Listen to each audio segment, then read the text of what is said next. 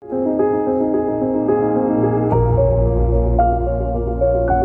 घंटा बहुत है करौली जी महाराज के लिए, 4 घंटा बहुत है। समर्पण करके देखिए 4 घंटे में। अब यूं नहीं सोचते रहिए कि वो हनुमान जी हैं, कि करौली जी हैं, कि राम जी हैं। इस द्वंद में ना फंसे, ये माया है। कोई भी दुनिया का, पूरे दुनिया में जो भी संत समाधि लगा करके बैठे हैं, हजारों हजार साल से जीवन है, साधना कर रहे हैं। कुछ भी मुश्किल नहीं है हनुमान के लिए, जग में आए हैं वो श्री राम के लिए, जग में आए हैं वो श्री राम के लिए।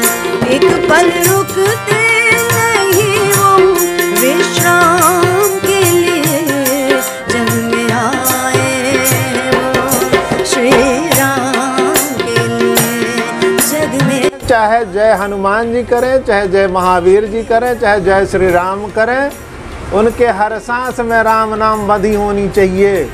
जपत निरंतर हनुमत वीरा।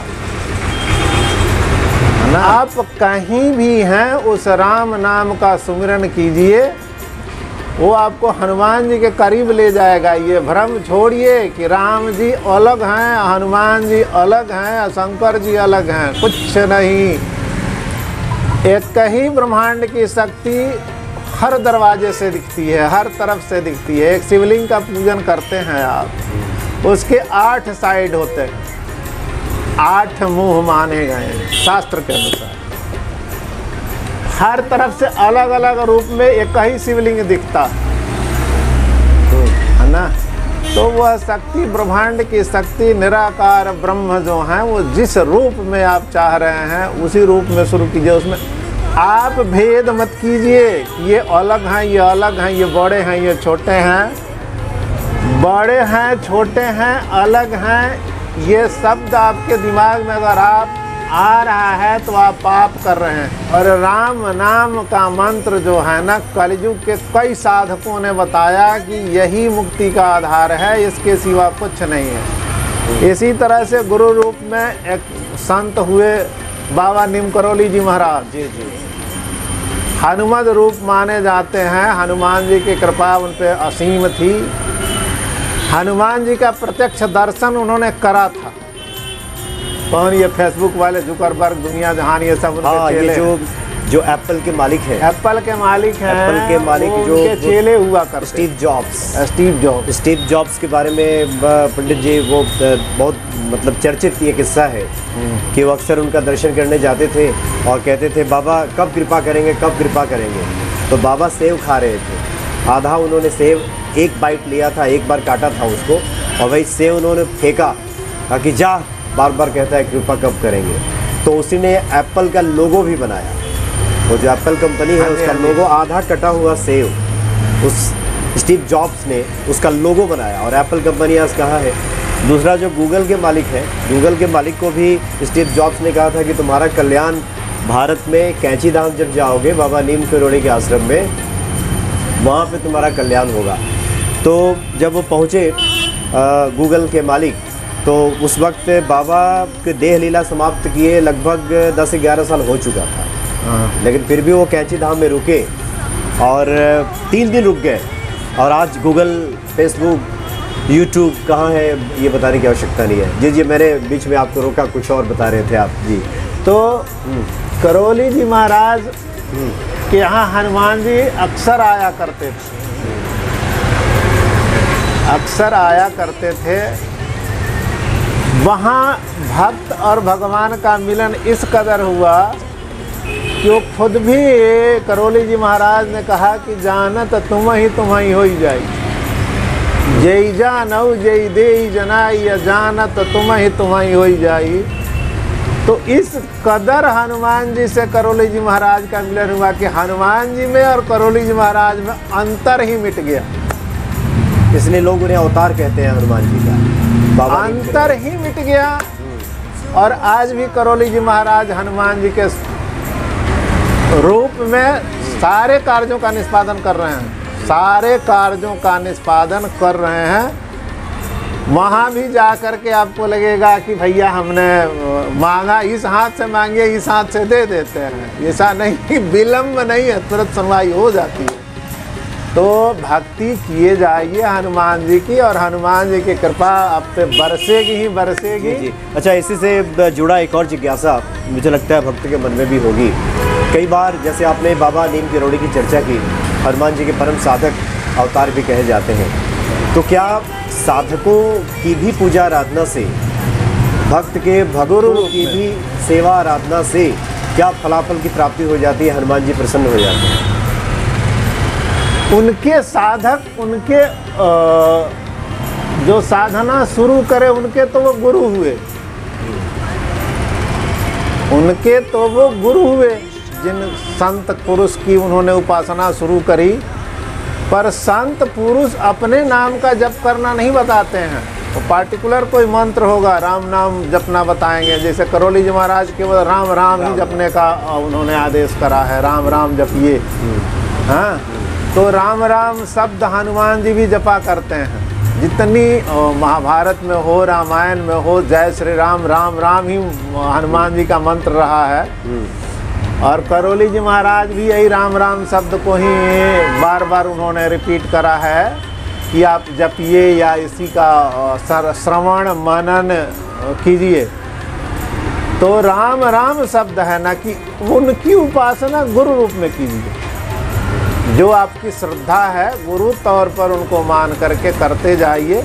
उनका खुद आदेश होगा, वो आत्मसात करेंगे कि प्रभु साथ करेंगे, ये उन पे छोड़ दीजिए। ये किस रूप में कृपा करेंगे, हाँ, ये उन पे छोड़ दीजिए, या आप उसके पीछे ना पड़े, है ना।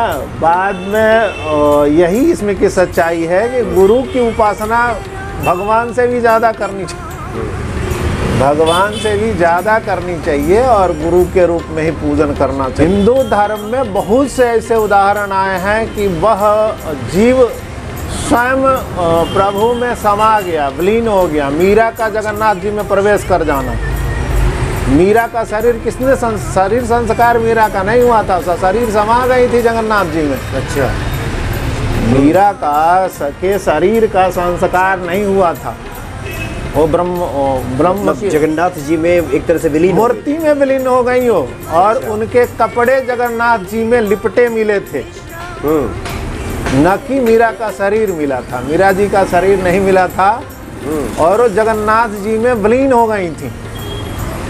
मतलब भक्ति और प्रेम की ये प्रकाष्ठा है, आत्मसात कर लिए भगवान, तो फिर तो ब्रह्म हो गई। जी, फिर तो वो ब्रह्ममय हो गई। एक बूंद जल अगर समुद्र में डाल दिया जाए तो समुद्र ही तो दिखेगा, जल कहाँ दिखेगा। आप प्रभु में विलीन कर लीजिए, ये भक्ति है, ये भक्ति की प्रकाष्ठा है, यही करना चाहिए, यही होना चाहिए। जी जी।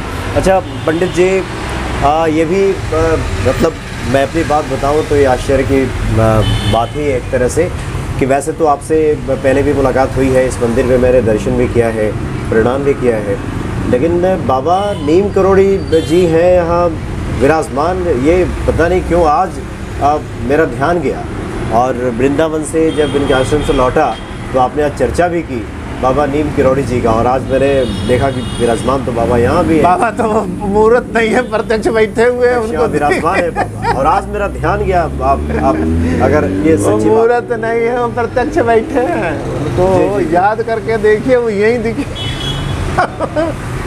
यहीं दिख जाएंगे आपको। जी जी जी। तो कुछ और बताना चाहेंगे बाबा नीम किरोड़ी से जुड़ा आपका कुछ अनुभव, कुछ संस्मरण, जैसे बाबा की मूर्ति यहाँ कैसे स्थापना हुई, उसके पीछे क्या कारण रहा, कैसे प्रेरित हुए आप, कैसे प्रेरणा मिली, कुछ आप अगर बताना चाहें। देखिए, 29 अगस्त 2002 को 29 अगस्त 2002 को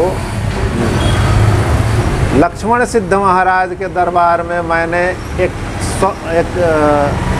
घटना देखी थी। यूँ तो मैं वहाँ 63 दिन से तपस्या कर रहा, तपस्या नहीं कहिए उसको। ये कहाँ पे है? देहरादून में। देहरादून, अच्छा जी।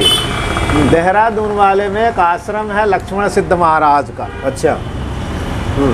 बैठा तो मैं लोभ बस था, चूंकि मैं जाने के मेरे पास पैसे थे, आने के पैसे नहीं थे। अच्छा।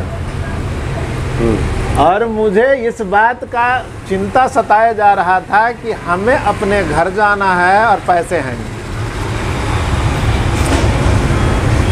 मैंने 63 दिन 63 डेज पूरी रात सेवा करी। दिन भर सोता था, रात भर जब चाहे जप कर लीजिए या सेवा कह लीजिए, मैं करा। 62 दिन में हमें कुछ नहीं दिखा। अच्छा। कोई अनुभव नहीं हुआ कि हाँ कोई पराशक्ति भी होती है और कुछ ऐसा है, हमने अनुभव ना करा। 63वें दिन 16 साल से लेकर के 18 साल तक का एक कौपीनधारी संत हमारे रूम में जहाँ रहता था वहाँ आए 4:03 पे। अच्छा। 29 अगस्त 2002 4:03 पर एक संत आए जिनके हाथ में कमंडल था, दूसरे हाथ में दंड था, कौपीन गेरुआ वाला चमक, बहुत सोने सी चमक कह लीजिए उसको, गेरुए रंग का वस्त्र पहने हुए थे, चमक सोने की थी पर कपड़ा ही था, सोना नहीं था। सुंदरता ना वैसा आदमी मैंने देखी अभी तक। दाढ़ी 4 यहाँ पे, हल्की मूछ, बाकी कहीं न दाढ़ी न सपाट चेहरा, दूधिया गोरा है ना, दूधिया गोरा। मैंने देखा 3 मिनट, 4:03 से लेकर के 4:07 तक 4 मिनट मैंने स्पष्ट दर्शन करा।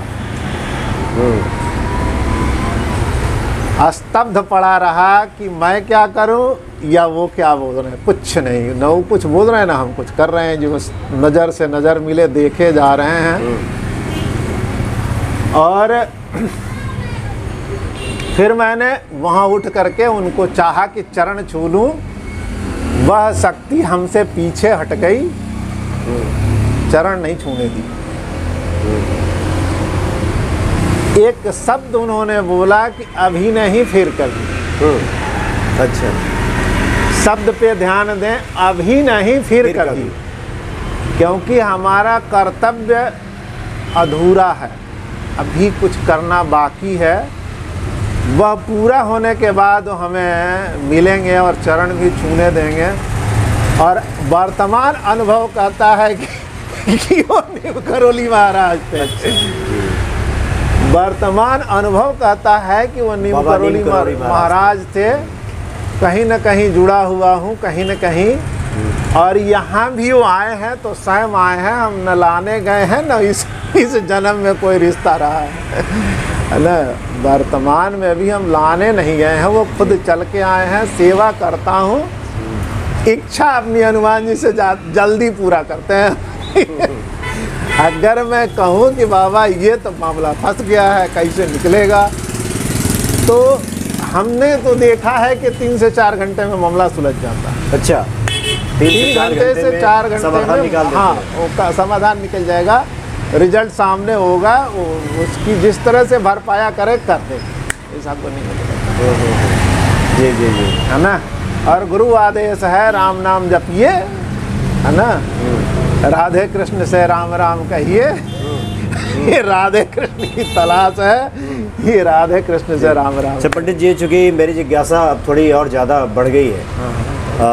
हनुमान जी की महिमा का गुणगान तो आप करते ही रहे, आप तो साधक हैं ही। आज चूँकि बाबा नीम करोली जी की चर्चा हो गई और मेरा ध्यान भी गया, और ये आश्चर्य है कि इसके पहले क्यों नहीं गया, जबकि मैं प्रणाम करके आगे बढ़ जाता था दर्शन करते हुए, लेकिन ये नहीं जाना कि बाबा नीम करोली जी का ये प्रतिमा यहाँ पर स्थापित की गई है। और भी कोई आपको संस्मरण अनुभव ऐसा आ रहा हो जहाँ आपको लगा हो, वैसे तो आपने कहा कि 4 घंटे में तो समाधान ही निकाल देते हैं सारा, कहीं भी कुछ मामला फंस जाए तो 4 घंटा काफ़ी है। बहुत है, 4 घंटा बहुत है करोली जी महाराज के लिए। 4 घंटा बहुत है। समर्पण करके देखिए, 4 घंटे में अब यूं नहीं सोचते रहिए कि वो हनुमान जी हैं, कि करोली जी हैं, कि राम जी हैं। इस द्वंद्व में ना फंसे, ये माया है। कोई भी दुनिया का, पूरे दुनिया में जो भी संत समाधि लगा करके बैठे हैं, हजारों हजार साल से जीवन है, साधना कर रहे हैं, अगर इस द्वंद्व में रहें कि राम जी अलग हैं, हनुमान जी अलग हैं, शंकर जी अलग हैं, माता जी अलग हैं, तो फिर वो द्वंद्व में ही रह जाएं।